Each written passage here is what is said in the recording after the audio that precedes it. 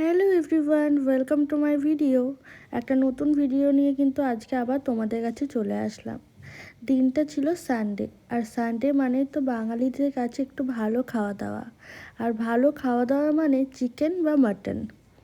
তো আজকে সকালবেলায় কিন্তু একটু বেগুন ভেজে নিয়েছিলাম। একদম অল্প তেল দিয়ে ভেজে নিয়েছিলাম, কারণ ওই বেগুনটা কিন্তু অন্য রকমভাবে খাওয়া হবে, সেটা তো পরে বলছি। আর তার আগে দেখো, আমি একটা আজকে যে রান্নাগুলোই করছি না, সেগুলো একটু নতুনত্বভাবে করার চেষ্টা করছি। এই যে এইটা কি ভাজছি, বুঝতে পারছো তো কড়াইয়ে কি দিয়েছি? এটা কড়াই তো না, প্যান। তো এটা ছিল হচ্ছে মূলো। মূলো একটু গ্রেট করে নিয়ে জলটা চিপে ফেলে দিয়ে ওইভাবে ভাজছি। আর তার মাঝখানে একটা জুস বানিয়ে নিচ্ছিলাম, যেটা সবাই খাচ্ছে এখন, এবিসি জুস। আমিও 2 দিন ধরে খাওয়া শুরু করেছি। আসলে অন্য কিছুর জন্য না, মুখে অ্যালার্জি বেরিয়েছিল, তার জন্য অনেকগুলো দাগ হয়ে গেছে, তাই ভাবলাম দেখি ওটা খেয়ে ঠিক হলে হবে। আর তারপরেই কিন্তু শাক রান্না করতে বসিয়ে দিয়েছিলাম। আজকের এটা হচ্ছে মূলোর শাক। আমি খুব একটা মূলোর শাক খাই না, কিন্তু আমার বর খেতে ভালোবাসে, তাই ভাবলাম করে দিই। আর আজকে কিন্তু একটু বেগুন দিয়েছিলাম তার মধ্যে, ভাবলাম যে নতুনত্বভাবে রান্না করা যাক। ওই একই জিনিস খেতে তো আর সবারই আমার ভালো লাগে না, তাই আমি ভাবলাম আগে নতুনভাবে রান্না করে নিই। এদিকে শাকটা বসিয়ে দিয়ে কিন্তু আমার ওই জুসটা হয়ে গেছে, আর এটা আমি এখন খালি পেটে সকালে খাবো। এই যে শাক আর মূলোর একটা ওই তরকারি রেডি। আর এই দেখো, বলেছিলাম না বেগুন ভাজাটা অন্যরকম করে খাওয়া হবে।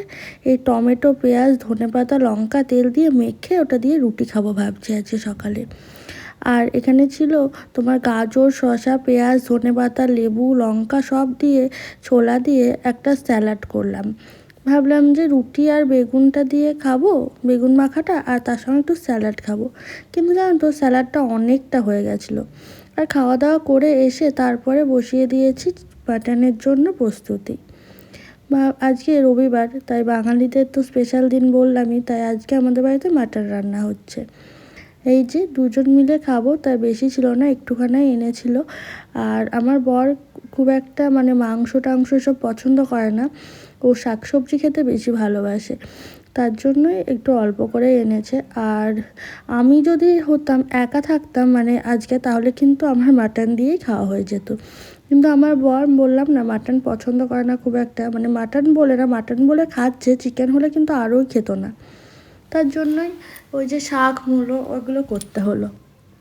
তা করতে করতে কিন্তু আমার ভাতটাও হয়ে গেছিলো, আর ফ্যান ঝরাতে দিয়ে দিয়েছিলাম।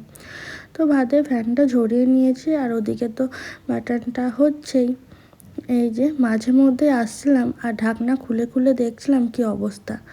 এই ঢাকা দিয়ে দিয়ে রান্না করলে কিন্তু একটু টেস্ট বাড়ে তরকারির, সবাই বলে। আবার অনেকে বলে গরম জল দিয়ে, কিন্তু আমি না, এই মাটন চিকেনে গরম জল দিই না। দেখো, মাটনের ঝোল আলু দিয়ে খেলে কিন্তু একটা তৃপ্তি হয় বাঙালিদের, আমার তো হয়। আমি আগে, বিয়ের আগে জানো তো, মাটন খেতাম না, কেমন একটা গন্ধ লাগতো। আর এখন ভাবি যে কেন খেতাম না, এই জিনিস কেউ মিস করে। আর তারপরে কিন্তু একটু ধনে পাতা দিয়ে দিলাম। সবাই নামানোর আগে ধনে পাতা দেয়, কিন্তু আমার সেই যে স্ট্রং একটা ফ্লেভার আসে ধনে পাতা, সেটা তরকারিতে খুব একটা ভালো লাগে না। তাই আমি কষানো যে হয়ে গেছে, তারপরে দিলাম, এটা দিয়ে একটু নাড়াচাড়া করে নেব। আর তারপরেই কিন্তু জল দিয়ে দেব। আর আমি কিন্তু মাটন রান্না করলে প্রেসার কুকারে এই সিটিটা দিই, তাহলে আমার মনে হয় একটু পাতলা ঝোল হবে, আর খেতেও ভালো লাগবে। আর ওই যে সকালে স্যালাড বানিয়েছিলাম বললাম না, সেগুলোই কি করেছি দেখো। একটা আলু সেদ্ধ করে নিয়েছি, তার মধ্যে দিয়ে বাদাম ভেজে দিয়েছি, আর চাট মশলা, তেঁতুল গোলা জল দিয়ে একটা আলু কাবলি বানিয়ে নিয়েছি। সত্যি এটা খেতে কিন্তু সত্যিই সুন্দর হয়েছিল। তোমরাও কিন্তু ট্রাই করো।